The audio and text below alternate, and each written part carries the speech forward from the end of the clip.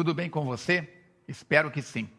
Aqui estamos novamente em nosso 11º encontro, neste ciclo de estudos pela TV Nova Luz, com mais uma aula sobre a justiça divina, através do livro O Céu e o Inferno. Nesta aula, encerraremos o estudo do capítulo 2º desta obra, respondendo a questões que levantamos na aula número 9. Retornemos então no livro Céu e Inferno, a partir do item 10. Por que os espíritas não temem a morte? A doutrina espírita transforma completamente a perspectiva do futuro. A vida futura deixa de ser uma hipótese para ser uma realidade. O estado das almas depois da morte não é mais um sistema, porém o resultado da observação. Ergueu-se o véu? Sim, ergueu-se o véu. O mundo espiritual aparece-nos na doutrina espírita na plenitude de sua realidade prática.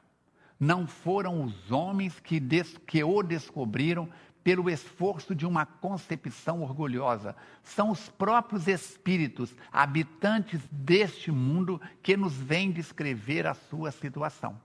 Aí, os vemos em todos os graus da escala espiritual, em todas as fases da felicidade e da desgraça, assistindo, enfim, a todas as peripécias da vida de além-túmulo. Eis aí porque os espíritas encaram a morte calmamente e se revestem de serenidade nos seus últimos momentos sobre a terra. Já não é só a esperança, mas a certeza que a todos eles conforta. Sabem que a vida futura é a continuação da vida terrena, em melhores condições, e aguardam-na com a mesma confiança com que aguardariam o despertar do sol após uma noite de tempestade. Os motivos dessa confiança decorrem, outro sim, dos fatos testemunhados e da concordância destes fatos com a lógica, com a justiça e bondade de Deus, correspondendo às íntimas aspirações da humanidade terrestre. Para os espíritas, a alma não é uma abstração. Ela tem um corpo etéreo que a define ao pensamento, o que muito é, para fixar as ideias sobre a sua individualidade, aptidões e percepções. A lembrança dos que nos são caros repousa sobre alguma coisa real, palpável.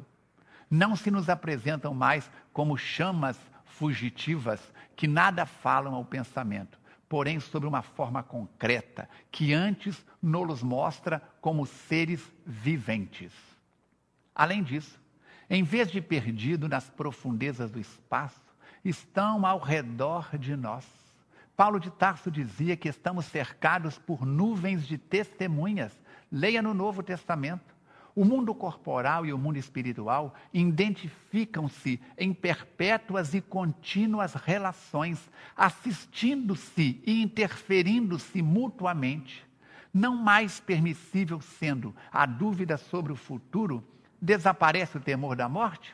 Para quem estuda e raciocina, sim. Para quem lê e fica pegado à palavra, não.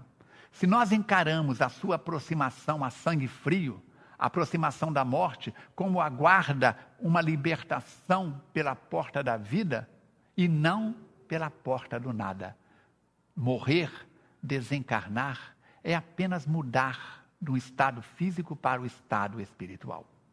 Vamos buscar subsídios.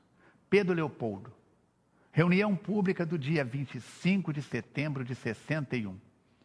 Emmanuel Espírito vai nos oferecer, na obra Justiça Divina, a mensagem: Espíritas diante da morte. Ele vai estar comentando a primeira parte do capítulo 2, o item 10. Diz o benfeitor espiritual: toda religião procura confortar os homens ante a esfinge da morte. A doutrina espírita não apenas consola, mas também alumia o raciocínio dos que indagam e choram na grande separação. Toda religião admite a sobrevivência. A doutrina espírita não apenas patenteia a imortalidade da vida, mas também demonstra o continuismo da evolução do ser em esferas diferentes da Terra. toda religião afirma que o mal será punido para lá do sepulcro. A doutrina espírita não apenas informa que todo delito exige resgate, mas também destaca que o inferno é o remorso na consciência culpada, cujo sofrimento cessa com a necessária e justa reparação. Toda religião ensina que a alma será expurgada de todo erro em regiões inferiores.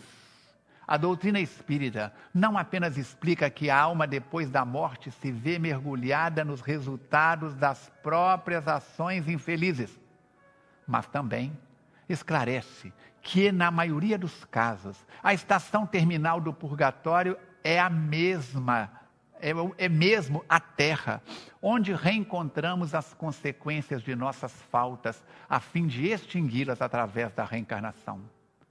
Toda religião fala do céu, como sendo uma instância de alegria perene. A doutrina espírita não apenas mostra que o céu existe, por felicidade suprema no espírito, que sublimou a si mesmo, mas também elucida que os heróis da virtude não se mobilizam em paraísos estanques e que, por mais elevados na hierarquia moral, volvem a socorrer aos irmãos da humanidade ainda situados na sombra. Toda religião encarece o amparo da providência divina às almas necessitadas. A doutrina espírita não apenas confirma que o amor infinito de Deus abraça todas as criaturas, mas também adverte que todos receberemos individualmente, aqui ou além, de acordo com as nossas próprias obras. Os espíritas, pois, realmente não podem temer a morte que lhes sobrevém na pauta dos desígnios superiores. Para todos nós, a desencarnação, em atendimento às ordenações da vida maior, é o termo de mais um dia de trabalho santificante, para que se ponham de novo a caminho do alvorecer. Agora, vamos responder às questões com as quais iniciamos o estudo deste capítulo lá na aula número 9. As respostas que apresentamos. Primeira questão: quais as causas do temor da morte? O temor da morte é um efeito da sabedoria da providência e uma consequência do instinto de conservação comum a todos os viventes. Ele é necessário enquanto não se está suficientemente esclarecido sobre as condições da vida futura, como contrapeso à tendência que, sem esse freio, nos levaria a deixar prematuramente a vida e a negligenciar o trabalho terreno que deve servir ao nosso próprio adiantamento. À proporção que o homem compreende melhor a vida futura, o temor da morte diminui. Uma vez esclarecida a sua missão terrena, aguarda-lhe o fim, calma, resignada e serenamente. A certeza da vida futura dá-lhe outro curso às ideias, muda o rumo da sua vida, outro fito ao trabalho antes dela, nada que não se prenda ao presente. Depois dela, tudo pelo futuro, sem desprezo do presente, porque sabe que o futuro depende da boa ou da má direção dada hoje, aqui, agora, no presente. A certeza de reencontrar seus amigos depois da morte, de reatar as relações que tivera na terra, de não perder um só fruto do seu trabalho, de engrandecer-se incessantemente em inteligência, perfeição, dá ao homem paciência para esperar a coragem, para suportar as fadigas transitórias da vida terrestre. A solidariedade entre vivos e mortos faz-lhe compreender que deve existir na terra, onde a fraternidade e a caridade têm, desde então, um fim e uma razão de ser, tanto presente como no futuro. Assim, nós respondemos à primeira questão. Vamos observar. Questão número 2. Por que o homem geralmente é geralmente apegado às coisas terrenas? No espírito atrasado, respondemos: a vida material prevalece sobre a espiritual. Apegando-se às aparências, o homem não distingue a vida além do corpo, embora esteja a alma na vida real. Aniquilado aquele corpo, tudo se lhe afigura perdido, desesperador. A vida futura é-lhe uma ideia vaga, antes uma probabilidade do que certeza absoluta. Ele acredita, desejaria que assim fosse, mas apesar disso exclama: se todavia assim não for, o presente é positivo. Vamos ocupar-nos dele primeiro, que o futuro a Deus pertence, o futuro virá na hora certa. E para por aí. É considerável, pois, o número das criaturas que são dominados por este pensamento. Outra causa de apego às coisas terrenas, mesmo nos que mais firmemente creem na vida futura, é a impressão do ensino que relativamente a ela se tem lhe dado desde a infância, desde o momento em que tomamos contato com o divino. Convenhamos que o quadro pelas religiões esboçado sobre este assunto, não tem nada de sedutor e ainda é nada de consolador. É desesperador. Céu, inferno, purgatório, forças demoníacas. Terceira pergunta: qual o futuro dos homens segundo o Espiritismo? A doutrina espírita transforma completamente a perspectiva do futuro.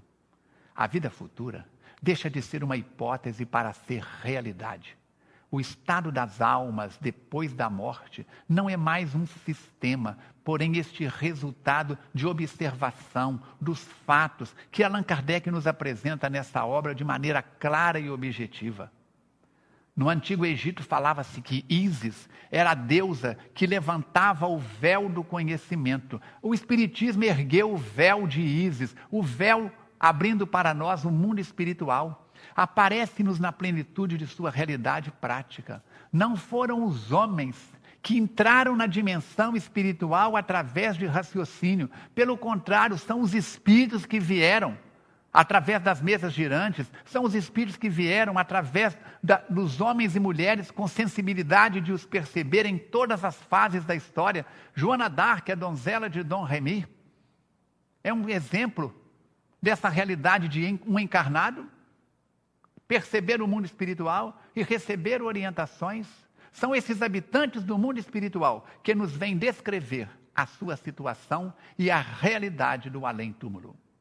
E aí os vemos em todos os graus da escala espiritual, desde os mais simplórios, simples, aos mais evoluídos. Todos aqueles que estão na frequência da desgraça ou da graça, mas todos assistidos por esse Deus de amor, enfim, a todas as peripécias da vida de além-túmulo.